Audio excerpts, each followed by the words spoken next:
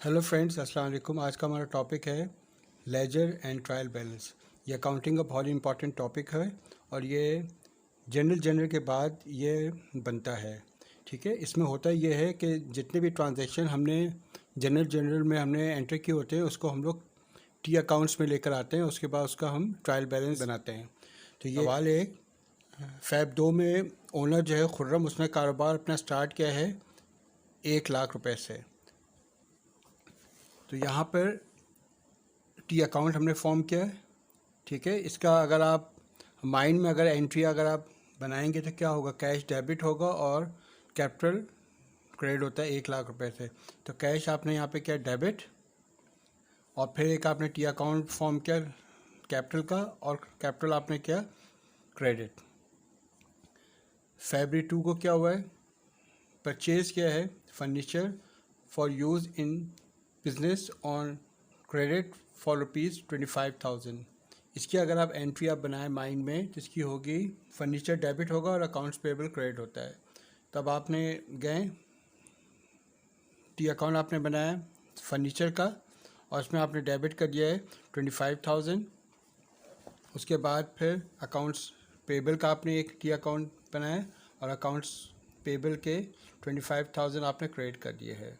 ठीक है, याद है कि टी अकाउंट में लेफ़्ट साइड जो होता है ये होता है डेबिट और टी अकाउंट के राइट साइड जो होता है ये क्रेडिट होता है।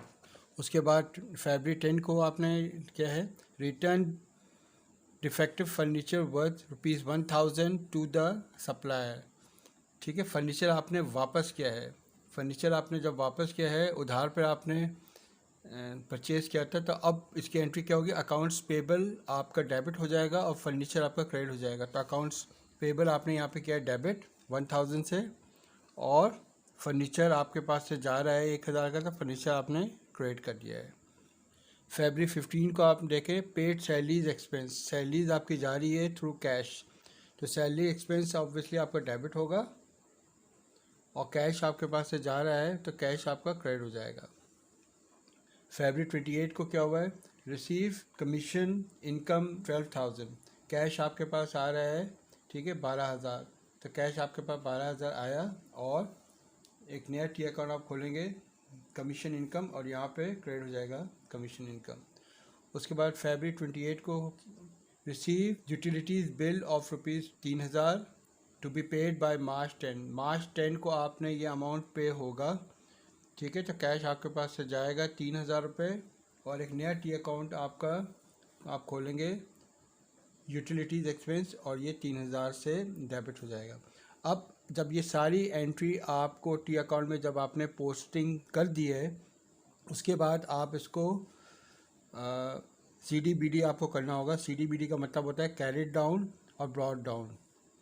अब आप फॉर एग्जांपल ये कैश को देख लें, कैश को आपने ऐड किया, यहाँ पे आपका आ रहा है 1,12,000 आ रहा है, यहाँ पे आपका आ रहा है, इन दो का अगर आपने ऐड किया तो 8,000 आ रहा है। अब 1,12,000 में से 8,000 आपको माइनस करना है। डिफरेंस का जो अमाउंट है वो उस साइड पे आएगा जो साइड कम होगी। ठीक है, 1,04,000 यहाँ पे आ जाएगा और इस अमाउंट के सामने हमारा आ जाएगा बैलेंस CD और जो भी मंथ चल रहा होगा उसकी लास्ट डेट आ जाएगी। इसी तरह ये हमारा है कैपिटल, हमारे पास है 1,00,000, तो यहाँ पर बैलेंस CD 1,00,000 रुपये। यही CD जो है आपका ब्रॉड डाउन हो जाएगा नेक्स्ट मंथ की फर्स्ट को।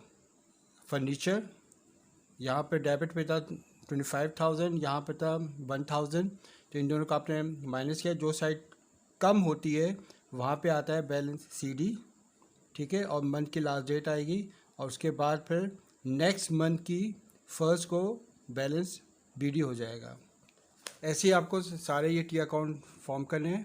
अब ट्रायल बैलेंस जब हम आएंगे सबसे पहले हेडिंग डालेंगे ट्रायल बैलेंस, उसके बाद एज ऑन जो भी हमारे पास यहाँ पे डेट आएगी, उसके बाद फॉर्मेट ये होता है पर्टिकुलर्स डेबिट और क्रेडिट। यहाँ पर ट्रायल बैलेंस में बैलेंस BD जो भी अमाउंट आएगा आपका टी अकाउंट्स के वो आते हैं यहाँ पे। बैलेंस BD अगर डेबिट साइड में है तो यहाँ पर डेबिट में आएंगे और अगर बैलेंस BD आपका क्रेडिट साइड पे है तो क्रेडिट आएगा। फॉर एग्जांपल कैश का बैलेंस BD जो है वो 1,04,000 डेबिट में है तो यहाँ पे 1,04,000 डेबिट में आएगा।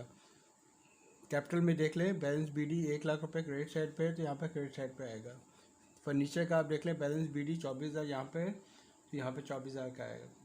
इसी तरह सारे टी अकाउंट को आपको CD BD करके ट्रायल बैलेंस में लेकर आना है, और ये अमाउंट ट्रायल बैलेंस का हमेशा सेम आना चाहिए, ठीक है, जैसे कि यहाँ पे आ रहा है, और ऐसे ये सवाल ख़त्म होता है। Thank you.